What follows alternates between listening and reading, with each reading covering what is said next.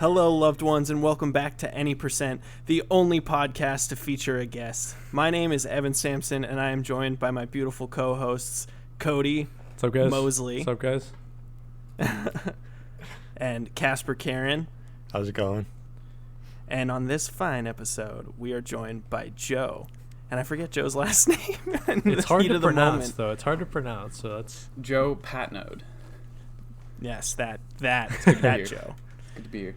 Thank you for coming. Thank you for coming on the show. So Joe's our first guest, so I'm pretty excited about that.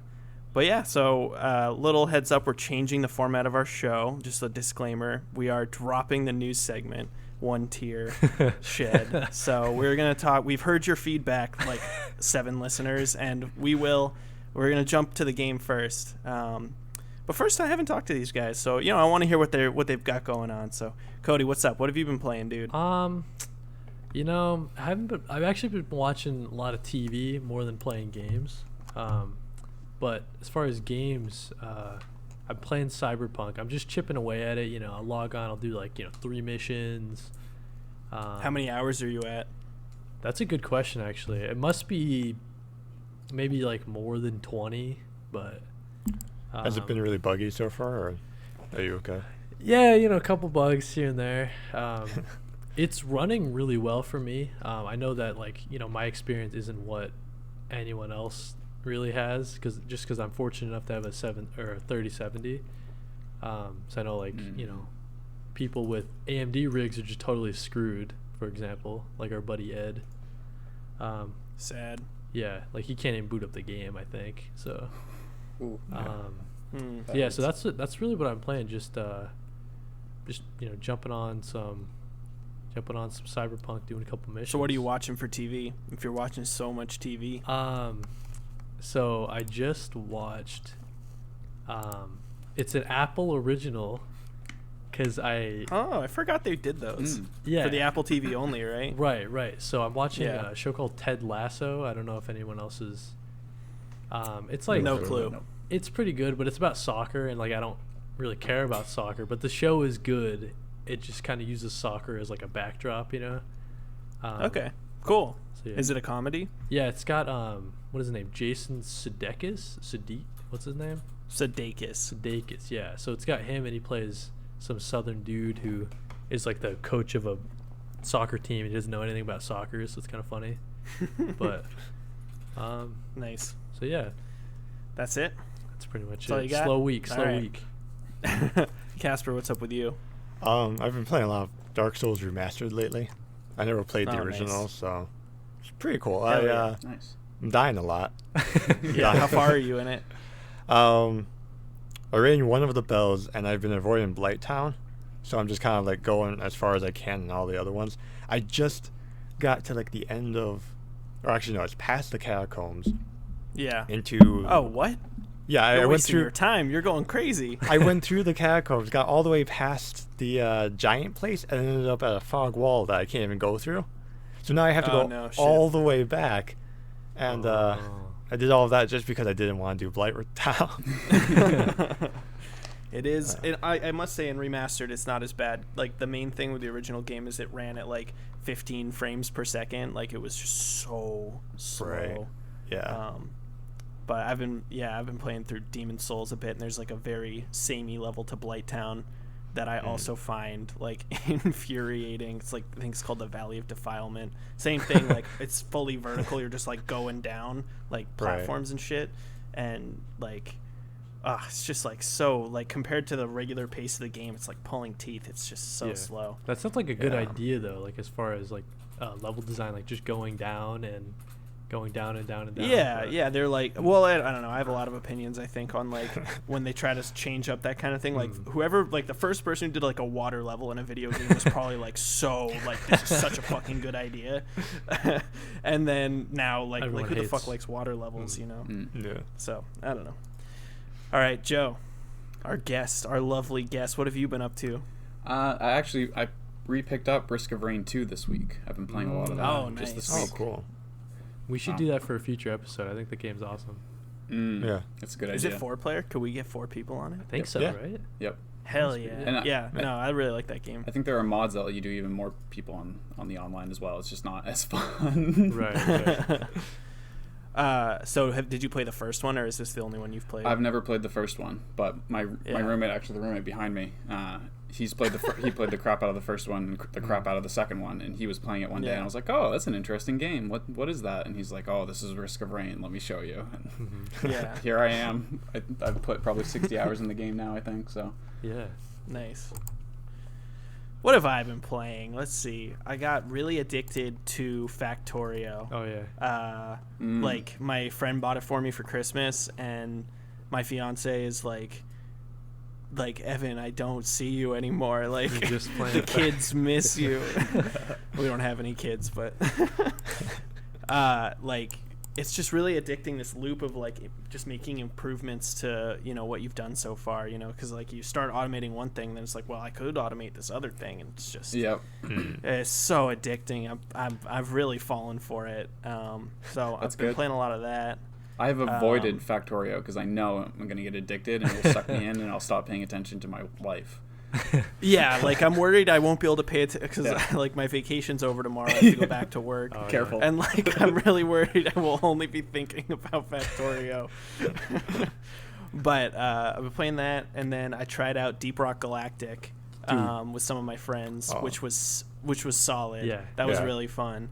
I think it's like a cool thing how they had like the flow of it. They were like, I think they started with like, okay, we're gonna make a game about like procedurally generated caves, and then like, you know, we'll make it whatever to make that like a fun experience. But like I think they hit like a dead end with like ending it. That like I think it's interesting and maybe not that fun that you have to like run away at the end back to your ship, you know, like the escape pod. Like it just feels like a very tacked on way to end these like missions that I don't know. It could have been a cooler way to end it. Yeah. I like how that's my hot take, but it's a good game. I like it. Yeah, I like how the classes are so distinct in that game. Right. You know? They're each really different. Yeah, lots of different play styles for each class. I do think they all look like the dwarves all look really samey. Yeah, that's so true. Visually, it's hard to tell, to me at least, what classes other people are playing. But yeah, dude, obviously, like the abilities are sick. I think we should definitely do Deep Rock Galactic as like our first like multiplayer like play together type game. I think it'd be a good game to like do research streams on as well. The music in that game, dude. The music in that game is so good. The music is good. Yeah. The whole game's, I really do like it. And then I got to play Phasmophobia, but I got that, speaking of games, to play with groups. Right. I don't know if it's good. I've heard it's good. Someone got it for me for Christmas, too. Yeah. I think I'm going to pick that one up before the sale ends. So, yeah. All right, y'all. Let's jump in. This week's game was Into the Breach. We always say this week. The week takes us 2 weeks to do this, but but like, what should I say? Like this bye week, you know, this half like month this episode's game, I guess. Oh yeah, well, that's a really good one. Kody. That's why they pay nailed me. it first try. That's why they pay him the big bucks. This episode's game is Into the Breach. I forgot to pull up the Wikipedia article for the quick. Oh, we always forget that, dude. I know, right? But it's a strategy game, before I pull the Wikipedia article up, by Subset Games, the same people that did Faster Than Light, which was the hit indie game from 2012 where you were a space captain. So this is their follow-up game, or rather, so it's not like a sequel, but it's their second game. And it is kind of like Aliens versus mechs space chess. Yes. Yeah. That's a really good way to describe it. I've heard someone else describe it as chess before. I didn't come up with that, but it makes the most sense to me. Yeah. It's a lot like chess. So yeah, it's I don't know. What other key details should we rattle off really quick before we jump in? Just like it's hard. It's really hard. Yeah. Right. So it's a roguelike. It's a roguelike. Yeah, we should have rattled that off. So yeah, it's run based. You lose, you got to start over.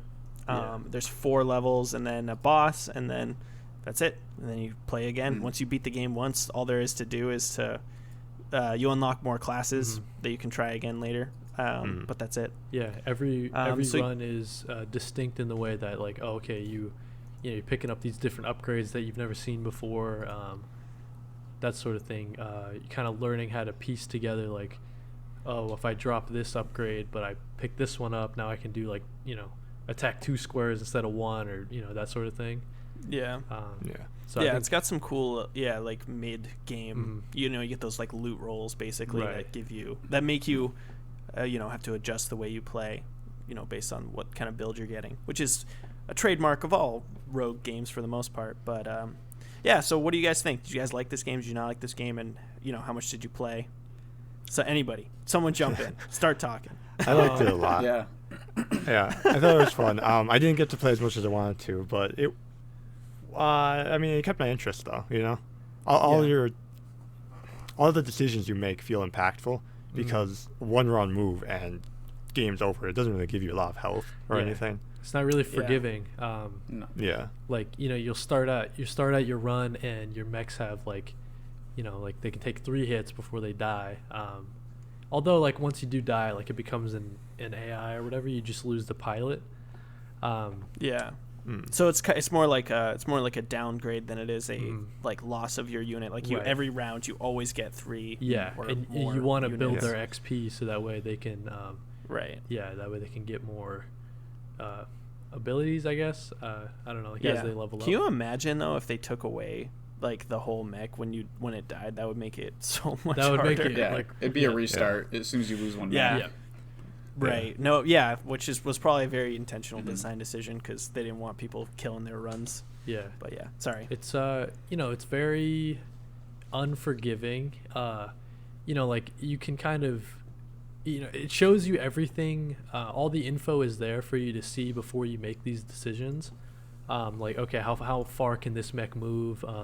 What is the turn order? Like who's going to be attacking next and what that sort of thing. But like in a level, I guess, so like in an encounter, you can only fully reset one time. So if you use that too early and the encounter's not looking too hot, then you kind of are just screwed. I think the chess example is perfect because you have perfect information almost. Like you know what every creature's going to do, who's fighting against you. You know what all your guys can do. You can see everything. You can see what it's all laid out in front of you. Just like a chessboard. So it's just about making the right moves in the right order so that you get the result you want. And if you don't think about every little detail and spend half an hour just staring at the screen when you first spawn in, like you're gonna miss something. But that's the fun of it. Right. Yeah, and I think that's like a really cool aspect of it, especially is the like fact that all the moves are telegraphed. Like I've never seen another game quite like that, or certainly having that exact aspect. And I think I watched a no clip interview with Subset Games, and they like opened it by saying that they like have some like very strong opinions on what is and isn't fun in strategy. And I think you compare this to like Fire Emblem or like XCOM where there's like dice rolls, right? Like there's nothing like there's no feeling worse than like missing a shot in XCOM, it's right? Like 86%, but you missed. Dude. Yeah. Right. Yeah, dude, it sucks. So like I think they didn't want to have anything like that. Yeah. I think they even have the reverse when if one of the buildings gets hit and there's that slight chance that it will resist. That's such a good feeling when it resists. It's like, yes, thank you. Yeah. So yeah, I don't know. The game's just like I think it's trying to do its own thing compared to like other games within kind of the same genre. But I don't know. What else do you guys think about it? You guys like the music? What'd you think about the music? It was alright. Yeah. Yeah. Nothing to like.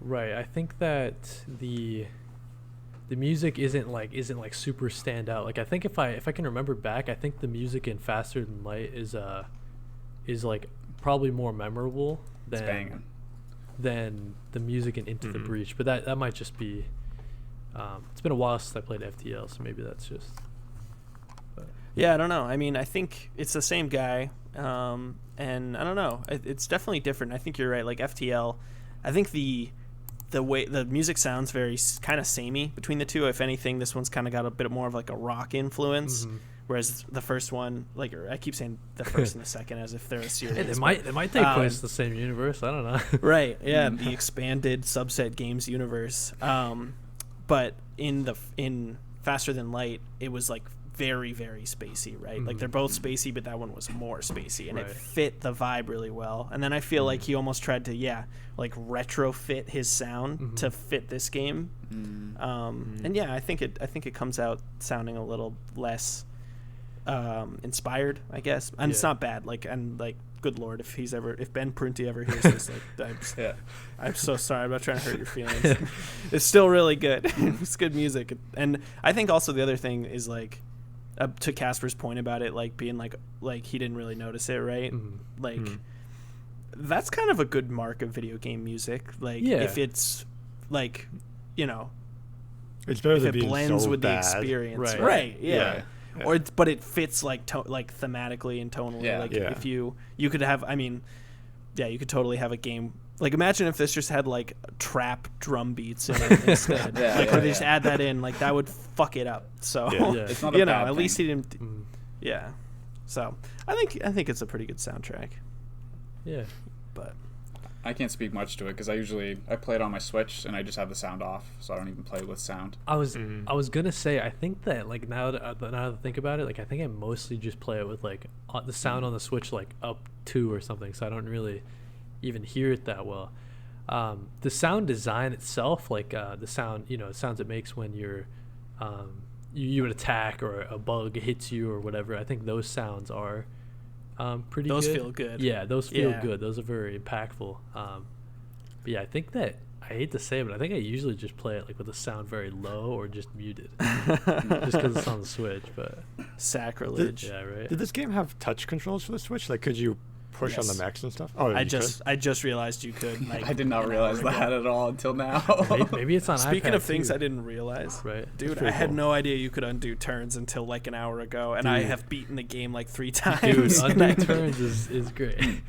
I had no idea. Turns? You can undo movement, that aren't so explained. Right, so you can move to a spot and it's like, oh, I guess that's not really a good spot, and then you can undo that movement. But once you attack, that mech's turn is over. You can't undo that, right? Unless you do the full reset. But you can take a turn and start it from the beginning, like even if you've already attacked. Like right, okay, which is like it on the Switch. It's so hard to notice because it's just like a little like I think it's like the minus button or whatever. It's just way near the top, like start your turn over. Never noticed that before today. I never noticed it when I played. And I wonder if on like PC, since there'd probably be like a big ass button that says start your turn over. I could have just missed it. I played it on PC. I never even saw that. In my notes, I wrote down like, is this a direct response to Fire Emblem 3 Houses? Did they release a patch like adding this into the game? And then I like watched like early. I watched that. Well, I watched that no clip interview and they showed footage, and I was like, nope, there's the button in the interview right there. I just never fucking noticed it. I think. But yeah. So like that, those kind of like resets that are in there are, I mean, obviously they're helpful because like this game's all about trade-offs, right? So it's like, there's too many bugs, they're attacking too many buildings. Here's the one that will like complete the objective. New York City, baby. There's too many bugs, too many buildings. It's like, okay, so the bugs are attacking the one that I need to defend for the objective, like whether it be the train or the coal plant, whatever. Sure. So it's like I have to save that no matter what, right? But it's like, okay, maybe like 10,000 people are gonna die, like they're gonna lose 3 power on this island. So it's all about trade-offs, and that's kind of. Do you think that there's something in it? Like, is there a way to perfect every level without losing anything? And like, there's no way, right? No, like, definitely. Some not, of them are just right? too. Like, they're just impossible. Yeah. Right. I think it's just the natural evolution because of the like because all these levels are like procedurally generated, right? Or like to some effect. Like these all have not been like pre-planned by a designer. So yeah, I think the natural end of these systems is that you will be presented with these choices where there's no get out of jail free card. It's you got to take the hits in some way or another, I think that's which the can goal be of the game. frustrating. Yeah. Mm-hmm. It's like, you could be doing so well, and then 5 bugs pop up, and it's like, well, you messed up, Kody. That's all. You're just bad at the game. True. I'm just not a true gamer. Yeah. I would love to get your guys' thoughts on like or I guess this is more just like a general question, but like what other games in this kind of strategy genre do you guys play, and like do you enjoy, and like how do you think they compare to this game? Any thoughts? And what like Kody, what's your favorite strategy game? I gotta say, I actually don't really play like a ton of strategy games. Like that's, so this is like it for you. Yeah, that's like, it's kind of just a genre that I've never even, like, I have all the XCOM games, haven't jumped in, and I did play. Well, I guess this is a good place to start as any, because it's like simpler in a lot of ways. I mean, it's more complicated than others, but simpler, and the roguelike structure of doing runs is like good. I think it's pretty good for getting your feet wet in the genre. Yeah, I think that genre has always seemed kind of just like super daunting to me. Like, oh, I don't even know like where the hell to start, and like, oh, maybe I don't like that genre or that subgenre of strategy, but I would like this one. So yeah, you're right. This is just very good. Just jump in and play, and it's more like, I mean, obviously there is strategy to it, but I don't think that's its just kind of like overarching, like it is strategy, but I think the roguelike elements appeal to me more, so that's why I kind of vibe with this one. Yeah, but got it. Yeah. What about you guys? Well, I definitely played F.T.L. before this one, and that's I guess it's a strategy game as well. It's kind of I don't know. I don't know. Maybe a lot of that's kind of luck more than strategy in F.T.L. I think there's strategy in it. I think both games, like all rogue games, like luck does play a pretty big part in it. Like is your build good this run and all that stuff, and that's mostly up to random events. So, but yeah, I don't know. Like Casper, have you played like Total War or any of those kind of games, or like XCOM? I played XCOM 3 or something. I don't know, a long time ago, but I never really got into it. So wow, I'm with a bunch of strategy babies. Yeah. Joe, so I'm in the opposite boat of these two. I pretty much like, I love strategy games and have played a crap ton of them. Civilization, Hearts of Iron, F.T.L. Are obviously. you an EU4 guy? No, not. I just haven't gotten so into it yet. You're not deranged. No, like a sicko, like just the worst. Just kidding. That game is just too hard though for me. Yeah, it's way too serious. Well, what I like about strategy games are that they even like they're almost, Civilization isn't like counted as a roguelike, but it kind of is, because you start a run and that run goes to the end, and right, like, and so a lot of strategy games are like that. Everything's kind of different. There's a bunch of different characters and techniques that you can start off with, and so pretty much every time you play it, it's different. And I mean, I still play Civ 5 to this day. I still play Hearts of Iron 4. I still play all these strategy games that I've played forever. Yeah, just because they're always different. I don't even really realize it, but I do. Civ 5 and Civ 6 are like, I guess, my favorite strategy games. I just didn't even click in my brain that they were strategy games, because when I hear strategy, usually like I'm thinking, like XCOM, or I guess like, I don't know, like StarCraft, right? Right. That's kind of what I think of. But yeah, you're right. Like strategy games, if we're talking about Civ and stuff, I love Civ a lot. So I guess I'm just stupid.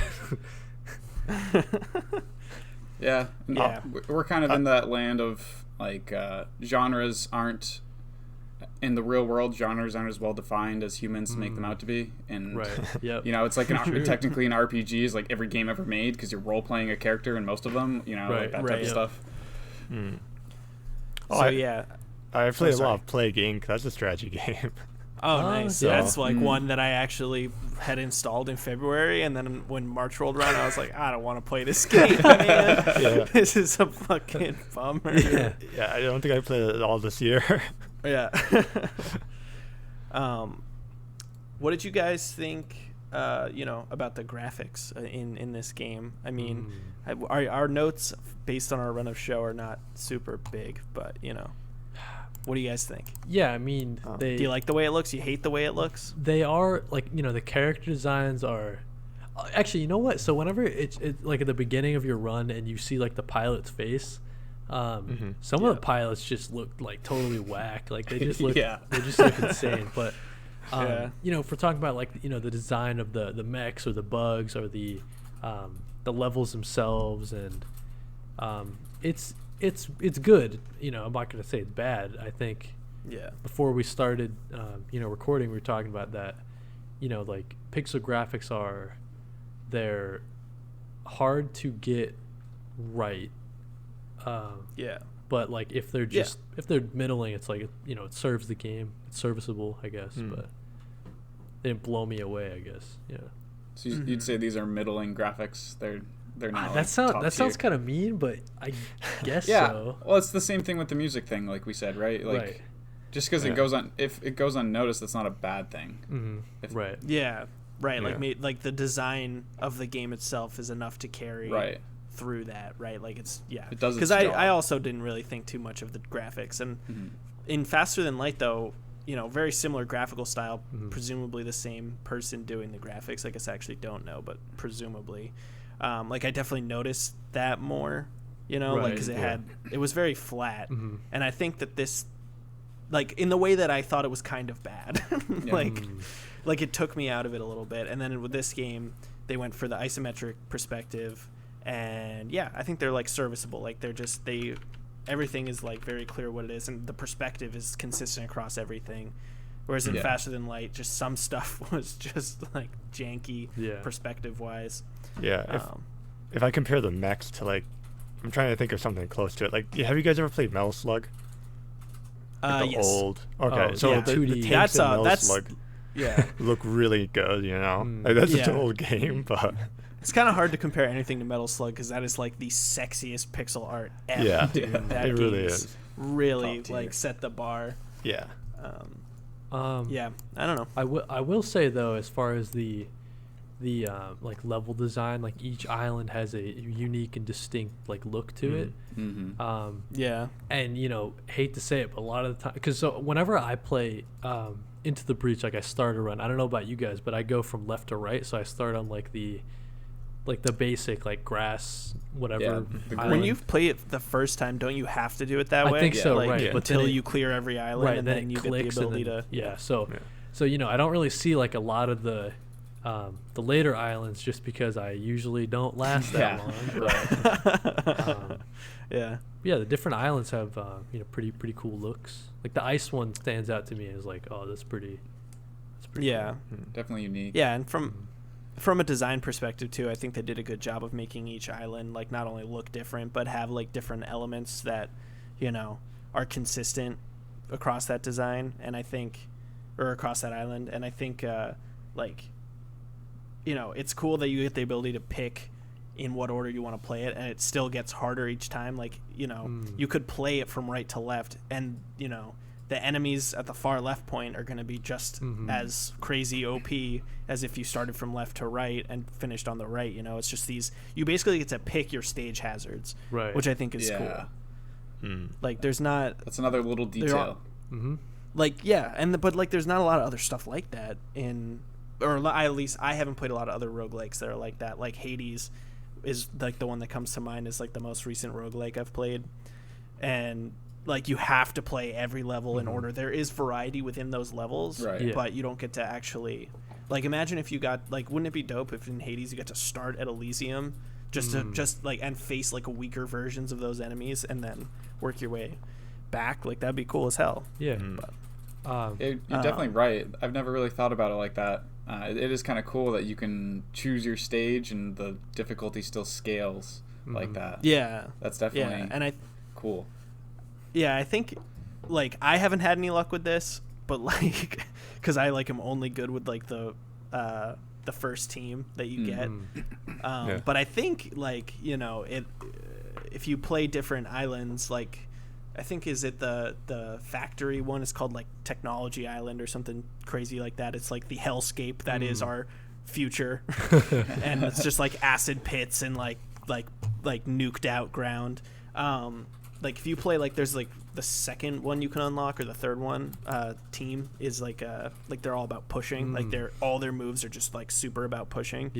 And like, so that would be a good place to start for them. And I didn't even think of this until just now talking about it. But yeah, like, because there's tons of acid pits there that insta kill everything. So yeah, it's the game really. So actually, it sucks because I had first played Into the Breach on my old Switch, but then I got the Animal Crossing one, and my saves didn't transfer. Nice. So I lost all of, and like in the last 2 weeks, I wasn't able to unlock like a lot of the different units and teams. But the game really does open up like once you start, like once you complete your first couple runs and you start, unlocking more and more, and you kind of see like, okay, if I do use this team, that's better on this island, so let's get that island done, right away, that type of thing. So that's a cool Speaking aspect. of like runs and stuff, I have an opinion that I would like to get your thoughts on. Like, so this is like the only strategy rogue I've ever played. Most of the roguelikes I've played are action based, right? And like when you finish the action, I have this like strong desire to like get back into the action.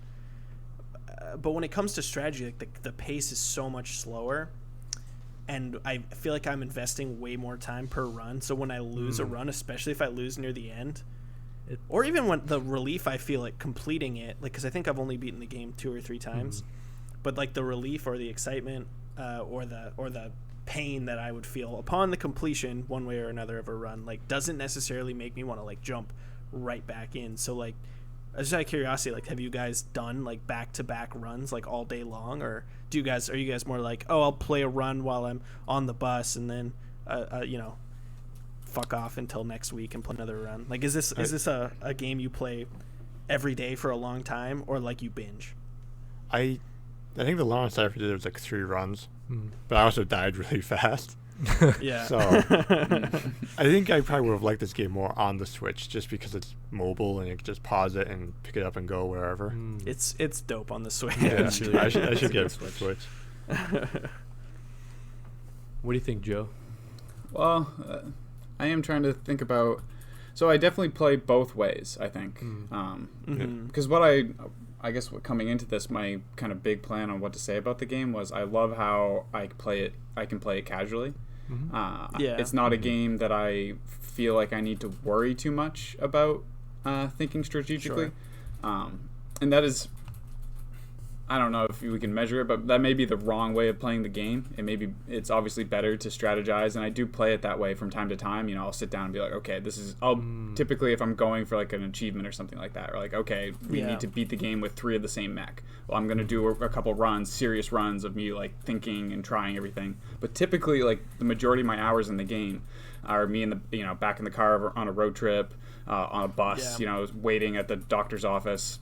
And it's just me being like, okay, I'm moving stuff. Okay, this is the easiest way to kill this guy. I'm moving stuff. And then I go to I do 2 of the, because it's 2 islands, right? And then you can go to the boss. You can go to the boss. Right. Yeah. So if I can get 2 islands done, most of the time I don't, but if I can get 2 done, I go straight to the boss, that type of stuff. So I definitely play it both ways. Yeah, I think. Kody, what about you? Yeah, I think that, it is, especially it being on the Switch, it does lend itself to be more casual, and I do think that the game systems aren't so complicated that if you didn't play in like a week, then you could still pick up and carry off from where you left off. You know what I mean? So it's like a not chessboard. Yeah, right. It's like the rules of the game are constant, and you don't have to like, oh shit, I forgot how to play. Now it's gonna take me a couple runs to like relearn how to play. Because before we decided this was going to be our episode, I had played it in probably about 4 months, but just picked it up and remembered exactly what I was doing. Yeah, no, that's a good point. And like, I think to like the opposite of what Joe said and kind of what you're saying is it invites the both modes, right? Like, you never forget those core essentials, and the core essentials are so simple that it is like what Joe's saying is you can like zone out and just kind of follow the like rule set. But I feel like to succeed, and also like what Joe said, like, you really have to think. And like, I think, I don't know, at least me, like a big dumb guy, like I just have to like, I sit and like that's why I can't play a lot of it, because dude, even when I lose, it takes me like an hour to lose, because I spend like 2 or 3 minutes on each turn just being like, No, like I'm like Queen's Gambiting it, like I'm seeing like the mechs on the ceiling, just like, oh fuck, man. Yeah. But maybe to summarize what you're saying, it's a better strategy game than it is a roguelike. Yeah, right. I think that's true. It's not that good of a roguelike, but it's a pretty decent strategy game. Right. Yeah, and I think I would like this game even more if it was like these like finely tuned larger levels, you know, and like a game that's a lot like this strategy wise, you know, from like the gameplay layout perspective would be like Fire Emblem, which I love. Yep. So basically what I'm saying is if this could be Fire Emblem, I would like it more. Just need to play the Sacred Stones or something. If it was a totally different game. Yeah. If it had some anime girls in the mechs, maybe. But yeah. All right. Our last typical bullet point that we like to cover, though, is story. So I don't know, though. This is gonna be a short one. I think this is fascinating. Chris Avallone wrote this game, and he's kind of like a big name in narrative stuff. Yeah. So he did Fallout 2. He was and New Vegas. And then most notably for me, the thing I like the most that he did was Knights of the Old Republic 2. Which is such a good game. If you haven't played it, it's like one of the best RPGs ever, in my opinion. I love that game. Like, he's very famous for RPGs, right? Like Fallout's an RPG, KOTOR's an RPG. He also did, I didn't play this, but I know it's a much beloved game, Planescape Torment. Oh, which yeah. I don't know if you guys have even heard of it. You hear stuff about that all the time. Yeah, it's like this D&D like sub, you know, spin-off thing that is like very well regarded. I haven't played it, so like he's clearly really good at writing RPGs, right? And then he lent his skills to F.T.L. and Into the Breach, and I think in F.T.L. his writing stands out a lot more. I was gonna say that as well, just because you know, in F.T.L. like you come across like random encounters, and there's more stuff to read, I guess, right? Like, there's quests. And this like the only. The story is not bad. It's you know, like we're saying about the graphics and the sound, right? It's serviceable. It just plays a backdrop to the gameplay. So you know, like it's your classic. Well, actually, it's got a kind of an interesting twist where they have this technology where they're resetting the timeline every time. So that's kind of like the whole game shtick is that that's the hook. We failed this time, but we can go back and we can save them the next run. Well, are they even going back in time, or are they just going to an alternate timeline? That's a good point. Yeah. I guess they're like dimension hopping and trying to like save the one right that they can. Because when you win, it does say like you've saved this timeline. They can now go on to be normal. Yeah. You hopped over to the next one, and you're just gonna go again. Yeah. That's cool. So it's a nice little loop for a roguelike, right? I was gonna say that narratively wraps. Right. When you instead of quit really mission, it says abandoned timeline. Like that's a nice little detail. Yeah. It does, you know, but as far as, you know, like the story elements, like, you know, there's really not a lot to read. I mean, once you start an island, there is that little bit that you can read about, you know, like the corporate people, like the corporation. Yeah, and like there's like these tones of like the cyberpunk, you know, corporation, capitalism type stuff, I guess. But so, you know, like once you get in the island, the person's talking to you. But other than that, there's not really a ton of writing. I guess there is, you know, like descriptions for the. I don't know if you would have any part in this, but the descriptions of the different mechs and the different. There might be bios on like your pilots and stuff like that, maybe. So yeah, but like it's another thing, like you're saying, like it takes the backseat to the gameplay. Right. Like truly, this space chess is the number one thing, and everything else is secondary to space chess.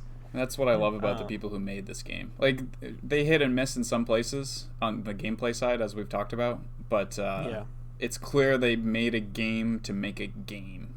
Right, like they didn't have some story to tell. They didn't have some thing they wanted to push off into the world, or some ideas they wanted to hand out to everybody. They had a gameplay concept. Right. We want to make a game, and I really value art that can only be told in the medium in which it exists. So TV shows that can only be TV shows, and this is good luck writing this as a book. Have fun with that. Right. Yeah. So unlike The Last of Us Part 2 or like other, right. That's just it's a good example. To mind, but like those aren't bad story games. stuff. They could be movies. They could be books. Yeah. No, I think this is. Yeah, I think that's a good point. Yeah, it's a good ass game though. Yeah, I really liked it. What should we do this rubber stamps, or do you guys have anything else you want to talk about the game? I kind of think the discussion around is F.T.L. like which one do you like or which one do you prefer over the other? I think that's kind of an interesting discussion. I'd kind of like to hear. Oh yeah, let's have it then. Let's skip the stamps. Fuck the stamps. Casper, what do you think? So like when it comes to Into the Breach or F.T.L, like which one would you like to play more, I guess, given the option? They're both really good games, and I don't know, it feels kind of wrong to compare them because they're both roguelikes, but they're kind of different in the way that they play. Definitely. They're really different in the way that they play. The fact that they're rogue is pretty much the old and made by the same people. Like that's the only things they have in common. Right. Since it is made by the same people, though, I keep on wanting to compare it. Yeah, because similar art style and that's that sort of thing. But overall, I think I like F.T.L. more, just because I like the setting more. I like you have a ship and you have a crew and all that stuff, and like I just always like that aspect of games whenever they have just like an entire ship crew type dynamic. Yeah. So I think that's why I like that more. Something interesting they said in the No Clip documentary was that it was really easy when they did F.T.L. to like narratively hook people.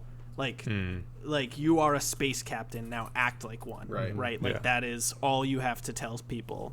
Whereas like in this game, like there's like, I don't want to say that there's like a lot of nuance, but there's like the story, like to be a team of mech people is maybe doesn't have that same gripping nature as just like you are Jean-Luc Picard, right?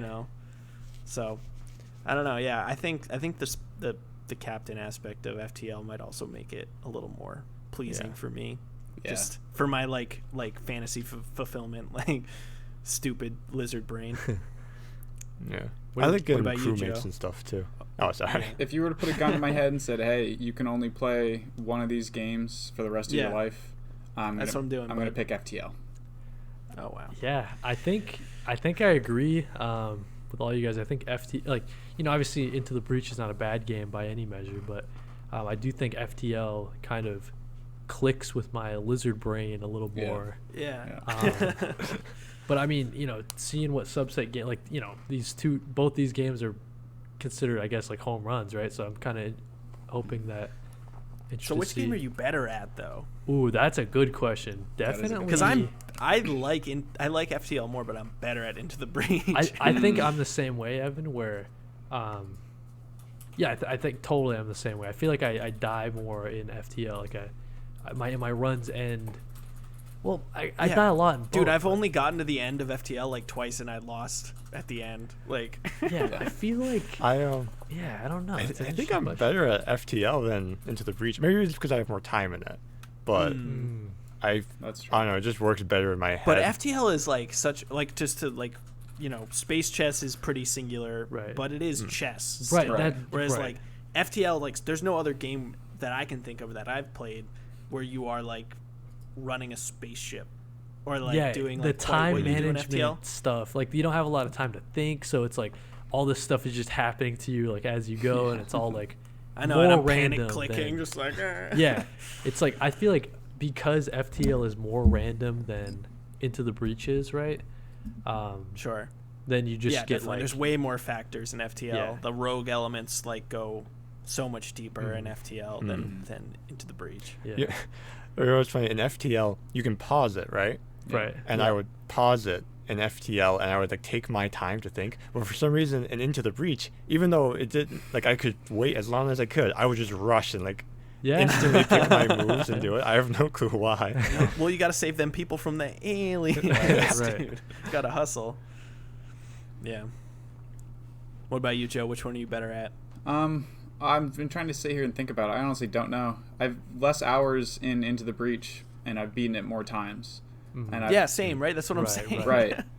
But I definitely, just due to time played, like I have a much, what's the word?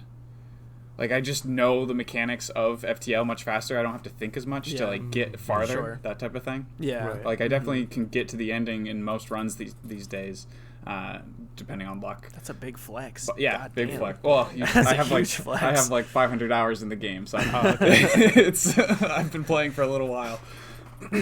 But yeah, so I think it's hard to. They're also just like different games strategically, so comparing the difficulty of the two is a little tough.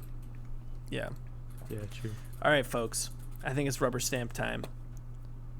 So, Kody, what's going on the stamp? What's going on the stamp? I guess, it's just like, what a great game. Subset games, keep it up. I just want to. I hope their next game. I mean, I'm sure it is, right? Just because F.T.L. and Into the Breach are so well regarded. I feel like their next game is. I hope it's kind of in the same, like, it doesn't have to be like a strategy game necessarily, but I hope it's kind of like in the same vibe, like a sci-fi type. I feel like that's seems like they've kind of got their niche. Right. I mean, it'd be cool if they broke out of it, but you stick with what you're good at too. So True. Yeah, I don't know. We'll see. Yeah. All right, Casper, what's going on the stamp? It's a cool title, Into the Breach. Wow. That just sounds it's sick. It's a sick title. I love that. Right below the title, like what the subtitle is Into the Breach : It's a cool title. Dude, it is a sick name. We don't talk about the game is. names that often, but man, Into the Breach is such a sick name. We should do a tier list of game names for all the games we've played. That's a good idea. That's a good idea. Psychonauts for me. Wait, like F.T.L. That's not a good name. Wow. That's my hot take. Nice. All right, Joe, what's going on the stamp? My rubber stamp. We're stamping it on the cover. You got to sell copies of this game. If you have $15, you should buy this game. Yeah, it's a worthy price. It's a worthy price point. If you have $15 to spend, you should just buy this game. I promise you'll get at least a few hours of enjoyment out of it. Yeah, it's a good one. I'm gonna go with Space Chess. Just Space Chess. Space Chess. That's. I don't know where I read that, or maybe I don't know if I even read it or heard it, but somebody said that to me. Just claim it for yourself. I immediately you said knew. it. Yeah, Evan said it. Yeah, he said heard it like it 2 years ago. heard it here first said on it the here, Any but, Percent podcast. Heard it here first. Evan called it Space Chess. Space Chess. I think that's such a good awesome, description of it, though. It I've is. never It thought really about it is. as chess before, and it's so similar to chess. It's specifically like, and how it's different from like Fire Emblem and stuff is like how important positioning is. Like, in those other games, positioning is pretty important, but positioning is everything in this game. Kind of like chess. Well, I'm not that good at chess. I say that like I know what I'm talking about. But like I'm pretty sure. If I learned anything from watching Queen's Gambit on Netflix, I know positioning is very important in chess. True. All right, guys. Well, we're going to take a quick break, and we'll be right back.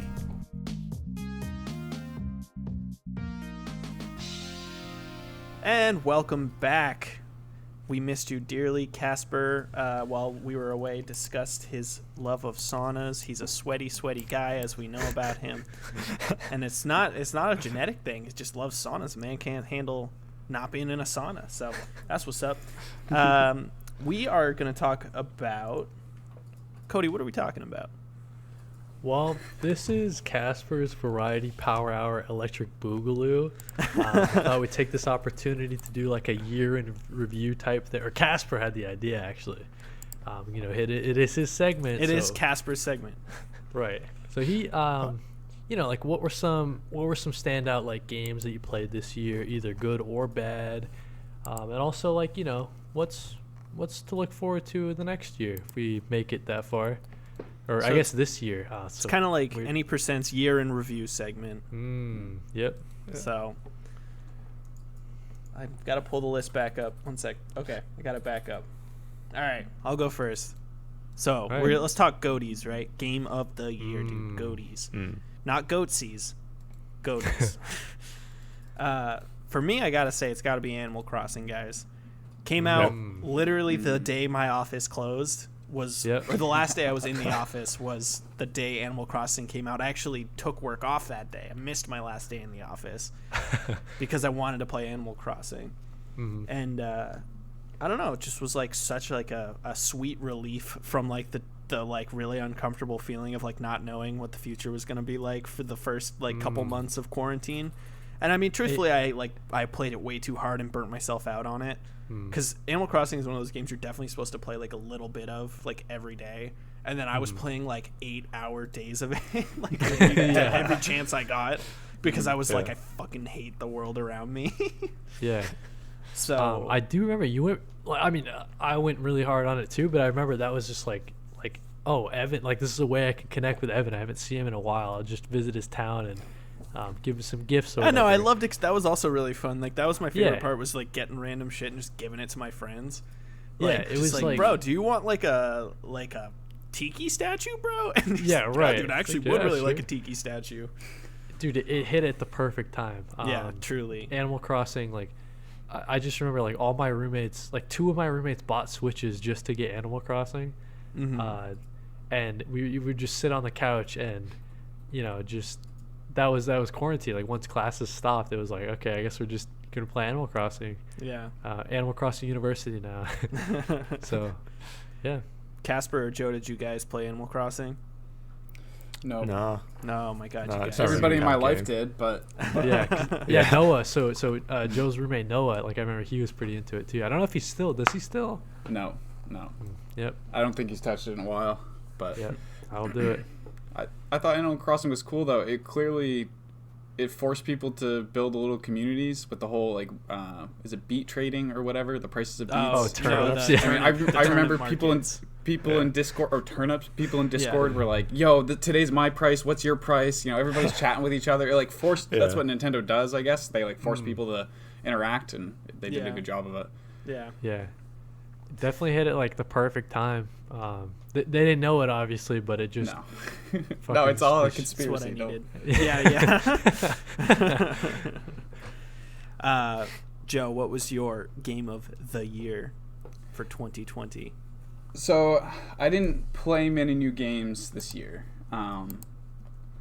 I don't want to talk about Cyberpunk, but I literally was just going through my Steam list and I discovered, I didn't realize it came out this year. I thought it had come out years ago and I had just discovered it this summer, but I was wrong. It did apparently come out this year.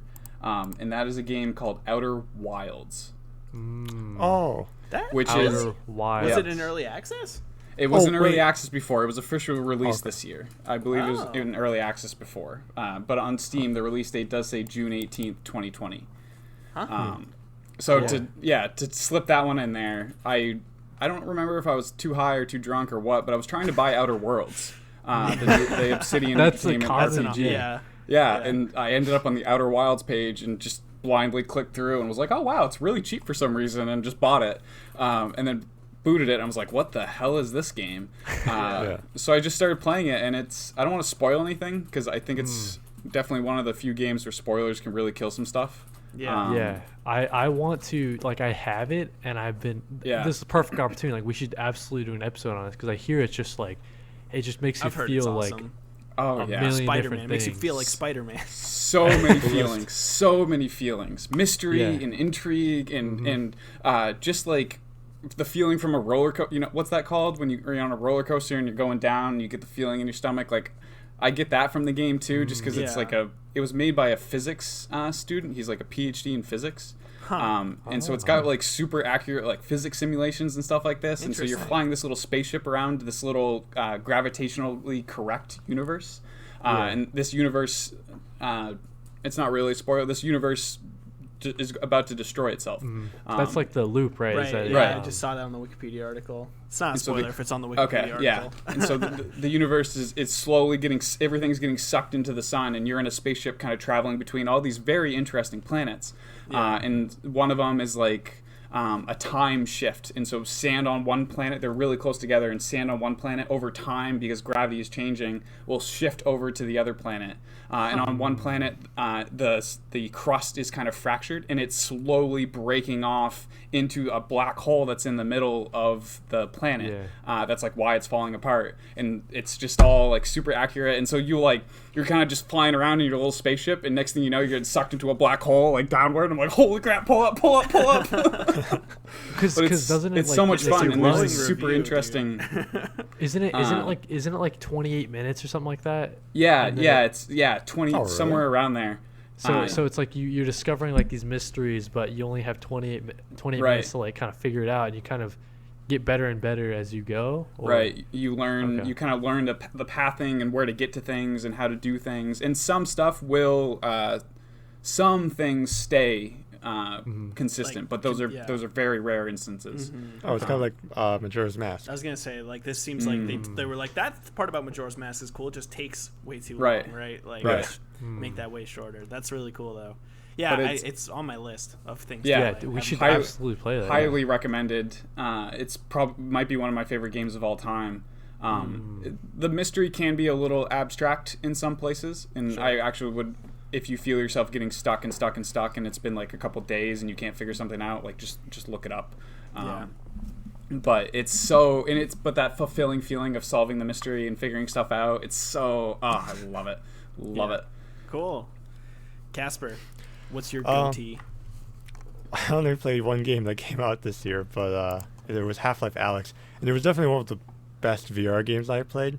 And I don't know if it's actually considered this, but I kind of felt like it was a horror game. And I don't know if it's just because it was in VR, but there's like this one part.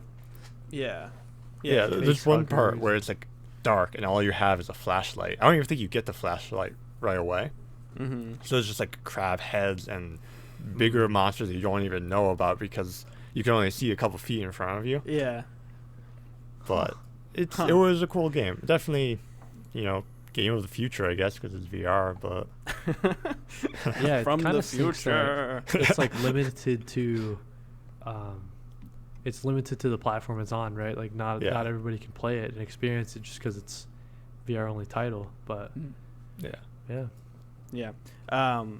I was gonna say though that I think most people would like agree that the Half-Life games are like have like horror elements. Like they definitely try to spook you. Yeah. I'm sure there's a whole section in Half-Life 2. What's that section with Raven, or no, was it? Yeah, no, that's close. Ravenholm, maybe? Is that? Yeah, something like that. I think that's it. Okay. Yeah. So I don't know. I think it's like, it's supposed to scare you sometimes. But all right. Well, those are our GOTYs. Does anyone have any honorable mentions? I didn't do GOTYs. But I'll do GOTYs really quick. Oh, you didn't go? Fuck. I didn't go, but that's all right. I don't care though, Kody. Here's the thing. I skipped you on purpose. Dude, Hades. Oh yeah. Game of the year, Hades. It's that's my runner-up. So good. We have to Super buy it Giant right now. Games. Joe, you gotta get on it, dude. Hades. You would actually really like Hades, Joe. All right, so like Kody, in like a few sentences, why is Hades your GOTY? Your GOTY. I think so.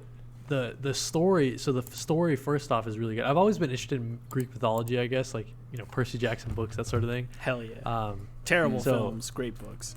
Right. So this one is in the way we're talking about Into the Breach, where the story is kind of just plays a backdrop to the gameplay. This one, the story and the gameplay are both really good. So you're just like you're just running around in hell.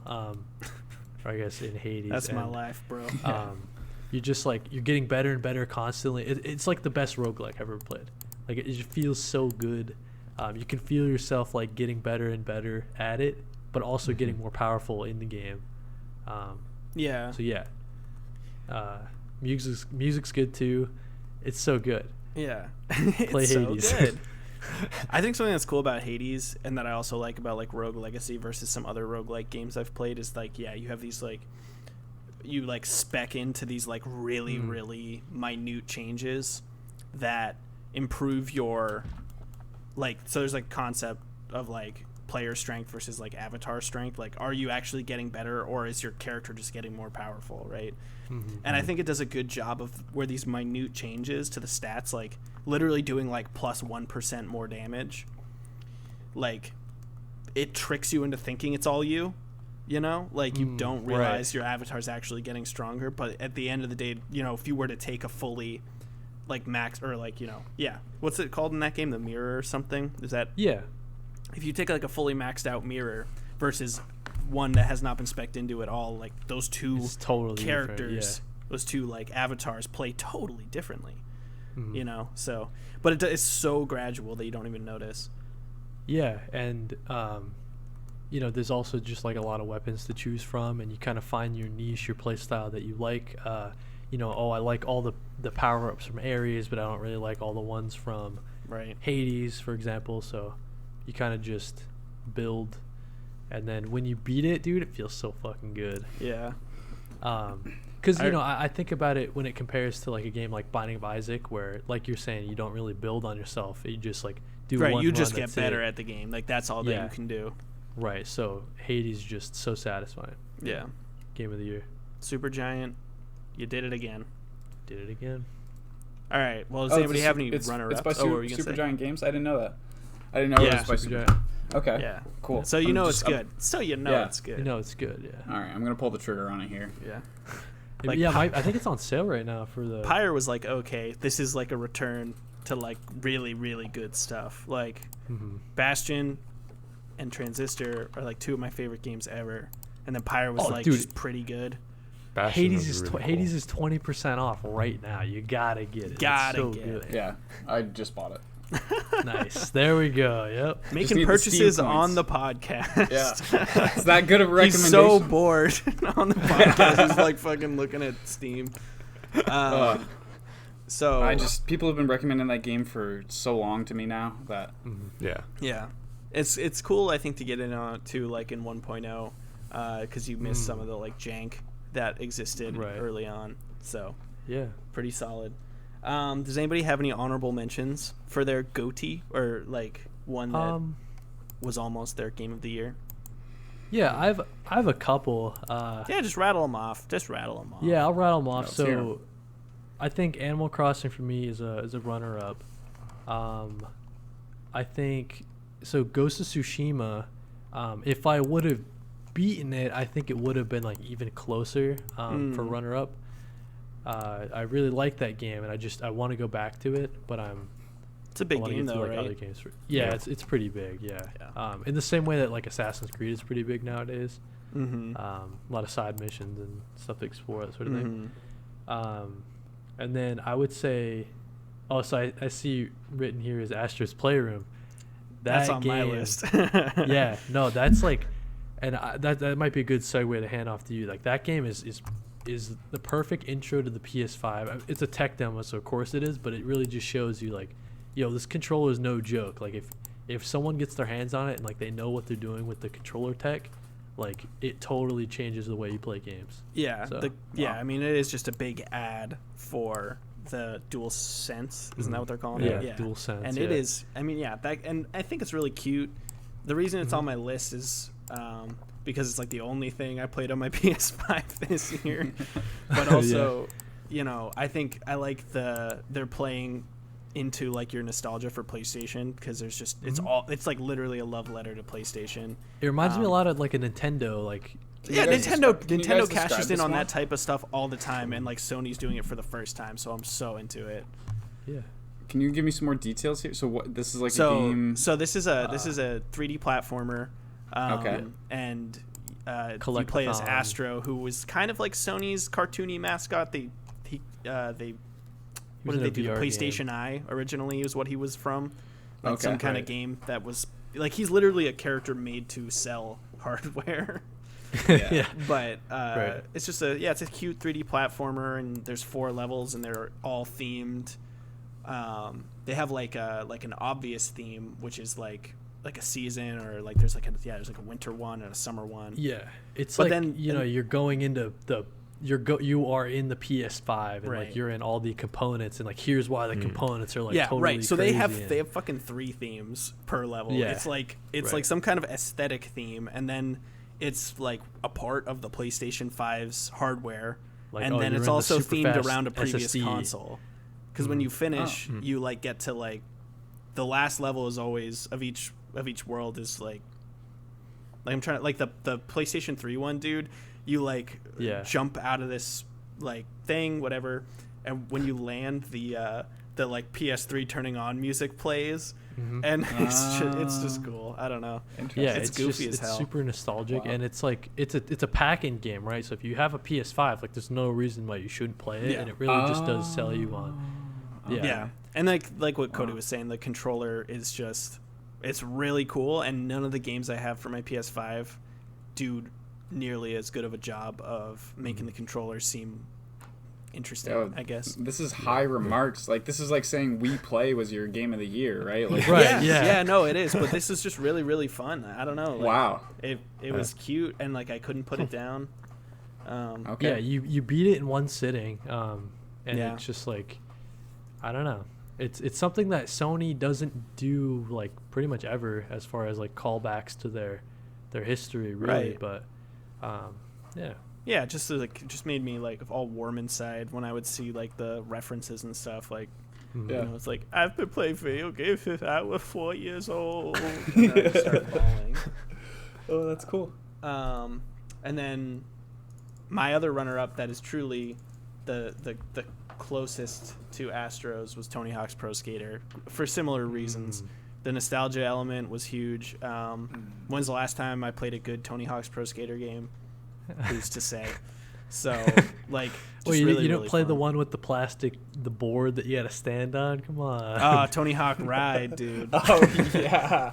The future of skateboarding video games. Oh, and you know what else is good about, like, next year, or this year now, because it's 2021 now, I forgot, is that's true. hopefully more Skate 4 information, because they said Skate 4 is in development. They said so it. That's true, yeah. What Casper and Joe? How about Joe first? Joe, what's another? I know you said you didn't play many games this year, but like, what's a game that you spent a lot of time on this year?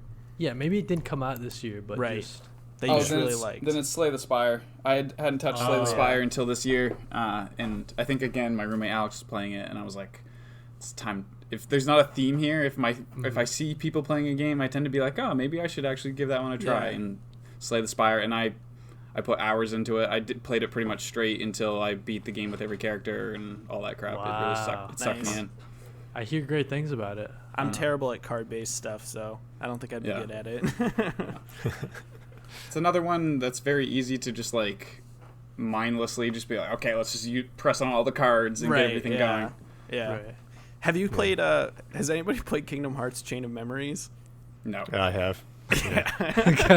Totally unrelated, but like, wow, what a game. Anyway, Yeah. terrible game. Slay the Spire is cool, and like every time I think of like playing like a card-based video game, it makes me think of Chain of Memories, which was like they tried to do the card-based thing in real time, and like you have to like move your character. Your attacks are all cards, so you have to like make a deck, and also navigate the deck. And also dodge attacks by moving. It's like, and you were supposed to do this on the fucking Game Boy Advance, dude. Like, how do they expect anybody to do that? They had a PlayStation 2 version. I played that one too, and it was a little easier, but not much. It was crazy. Yeah. What about you, Casper? I played a lot of Nier Automata. That game was really good. If that game came out this year, it would be my game of the year. Yeah. I did the same thing, or I had slept on it for like a full year after it had come out, and god damn, that is a good game, dude. Yeah. Are you going to get the like remake of the first one when it comes out this year? Replicant? Yeah. Right. Yeah, I'm going to get that. Hell yeah. Research stream. Let's make Kody play it. Hey, it's 50% off. Maybe I'll pick up Nier Automata right now. Nier Automata is awesome. Really 50%? One of my favorite things about Nier Automata is that we all as people like Kody, you and I say automata, right? Because that's what they told us to say it in college. Automata? Dude, everyone's like, I love Nier Automata or like automata. Like they just say it in like every which way, and I don't know, maybe they're all valid, but it just like hurts my ears because I'm so used to hearing that word in the computer science context as like automata. Right. Yeah, automata. I know. Like my friend who told me to check it out. I was like, it's like OTOMO, like automa. Like I don't know. It just sounds like a bunch of gobbledygook. Yeah. This is a hot question. But were there any games that you played this year that you? And this is also kind of more a question for Kody because I know you, Joe, and Casper didn't so much play any new games this year. But Kody. And if anyone else wants to jump in, truly, was there anything that came out this year that you thought you were going to be into that bummed you out, that disappointed you, that was not what you were hoping it would be? I can't think of any games off the top of my head. There must be like something. Say it. I know you want to. Cyberpunk. No, that's like the most recent example. Obviously, it's just like, and Joe can speak to this too. But it's like, man, I'm not gonna say it's bad, but I also wouldn't recommend it in the state that it's in, just because it's so jank. Yeah. But it reminds me a lot of like Outer Worlds, not Outer Wilds. Reminds me a lot of like Fallout. So those games kind of, those tick my boxes, right? So I was all in, but then, man, I tell you, it's tough. You can't recommend the game. Like, if anyone recommends you the game, like they're lying to you. Like, you can't play the game on like almost all the consoles that it's out on, or all the ways to play it right now. You just can't play it. Mm-hmm. So sad. Maybe it'll be my game of 2021. You can only hope. Right. Yeah, for me it's got to be Resident Evil 3, the Resident Evil 3 remake. I was super hyped for it because I loved the Resident Evil 2 remake.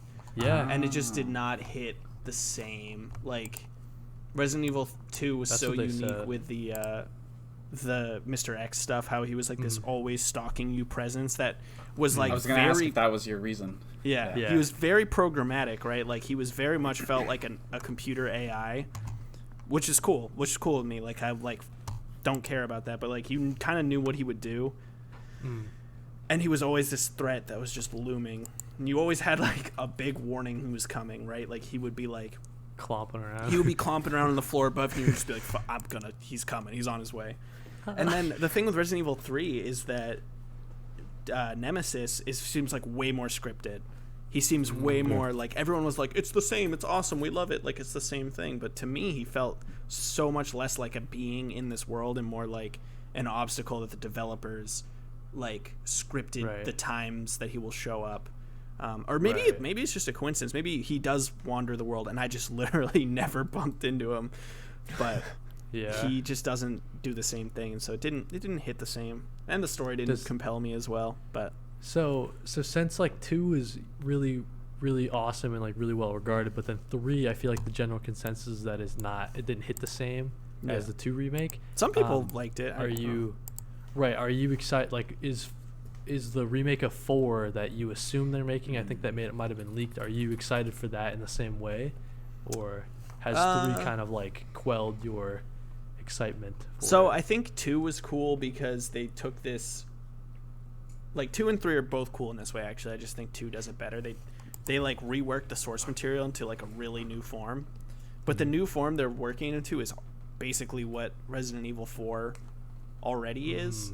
Like, they'd already done away with the fixed camera angles, and like I think there's an option in some of the releases to turn off tank controls, and it's 3D, like, pretty good looking game at the time. Like, I don't know, it's just like, it's not going to be as big of a jump from original to remake, so I don't know if I'm as hyped. I don't know. I mean, I hope they do well, but I'm way more excited for Resident Evil 8 Village. It's fucking werewolves, dude. Let's go. Like, because why not, baby? Nice. Umbrella, they can make a virus that'll turn you into a goddamn gopher. Like, they don't care. Like, it's whatever. Dude, the lore for Resident Evil games makes like literally no sense. No, yeah, they're like, we tried to make a god or whatever. Like, we tried to make a super soldier, and this happened, and that's the story for every single game. Right. Like, it went wrong. Oh shit! Again? Yeah.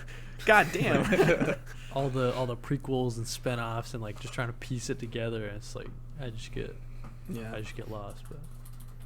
But so, Casper and Joe, any games you played this year that you didn't like? I know, once again, that you didn't play a lot of new games. You probably didn't feel that overwhelming disappointment of like waiting for something to release and then being disappointed by it.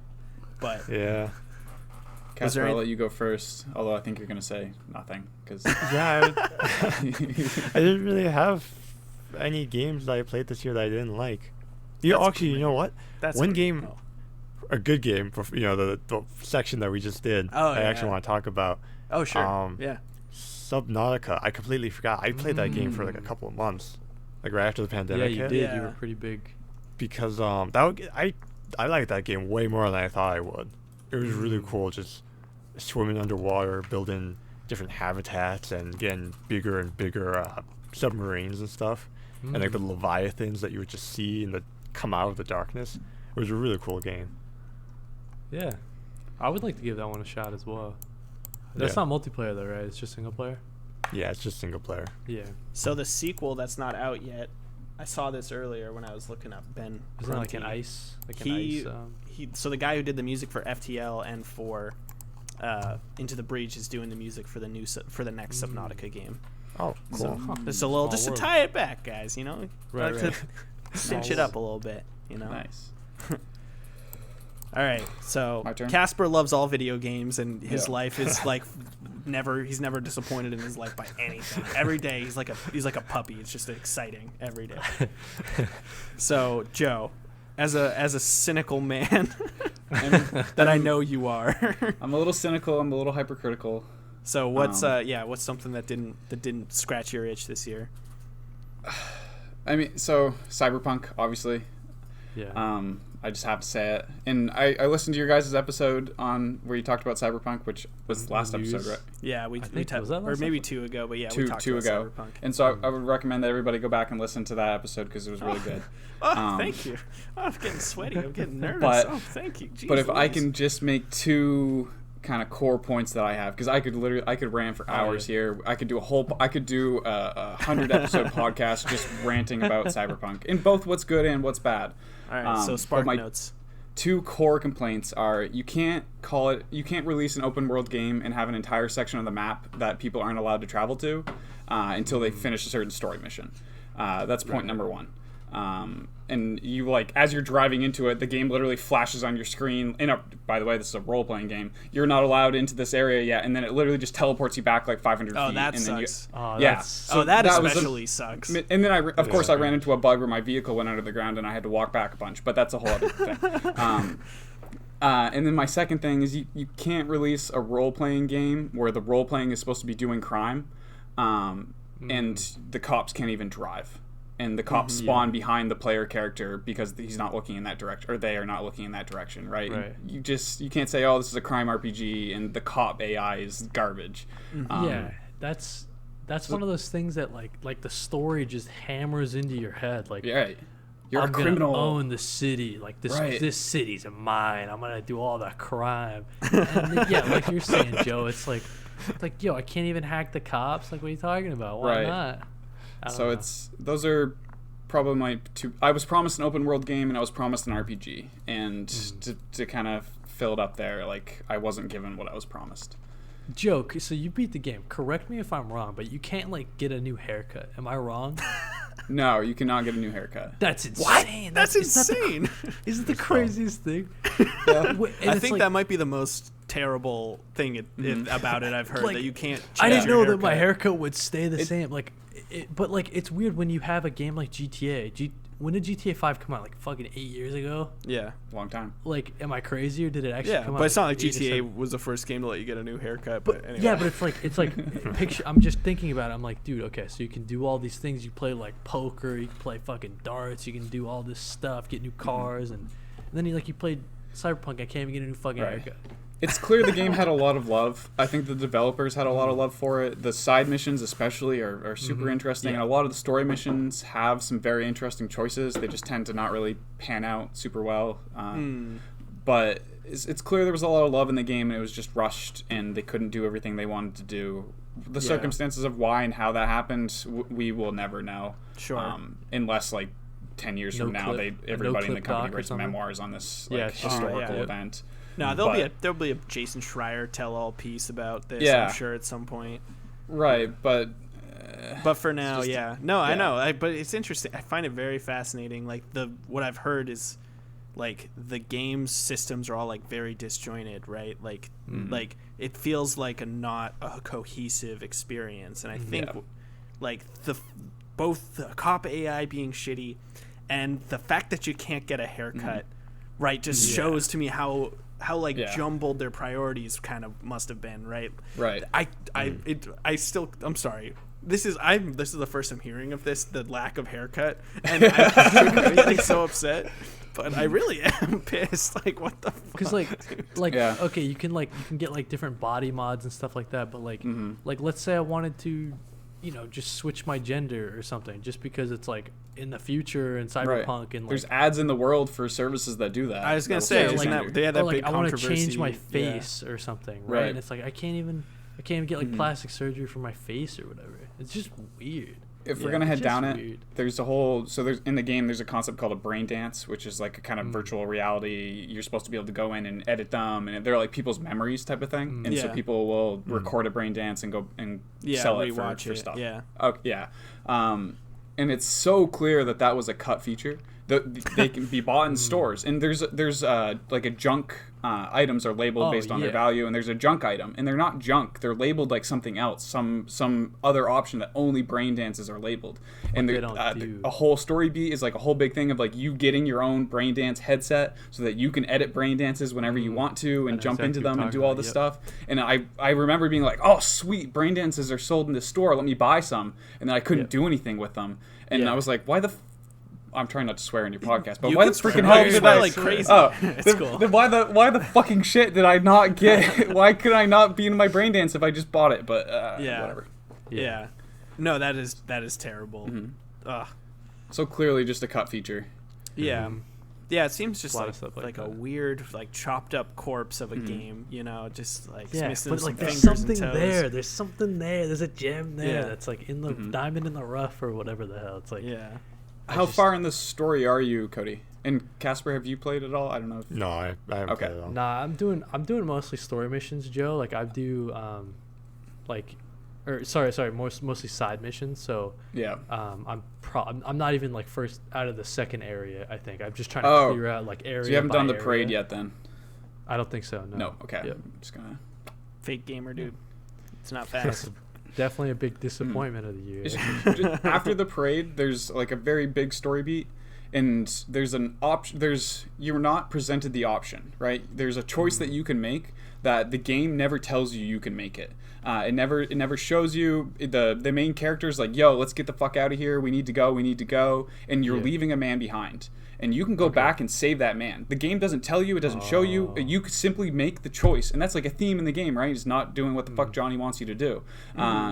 So you can make the choice. And I did. I was like, no, I'm going to go try to save him. And the game was garbage up into that point. So I was like, it's not going to work. Because I do this in games, right? I like choices. And so I always do this.